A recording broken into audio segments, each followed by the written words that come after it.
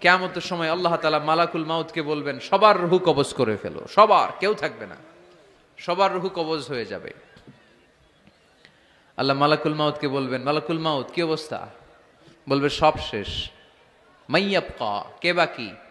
মালাকুল মাউত বলবে জিনেরা বাকি, যাদেরকে দেখা যায় না। আল্লাহ বলবেন জিনদেরকেও শেষ করে ফেলো, রুহু কবজ করো। মালাকুল মাউত আজরাইল জিনদের রুহু কবজ করবে।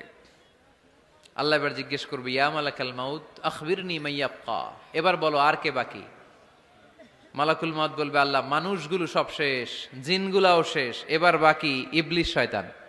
কে বাকি? ইবলিশরেও শেষ করো, ইবলিশও শেষ। আল্লাহ আবার জিজ্ঞেস করবেন, ইয়া মালাকাল মাউতি মাইয়াবকা, আর কে বেঁচে আছে বলো। মালাকুল মাউত বলবে, আল্লাহ আপনার কথা অনুযায়ী পৃথিবীর সব মানুষের রুহু কবজ করলাম, সব জিনদের রুহু কবজ করলাম, ইবলিসের রুহু কবজ করলাম,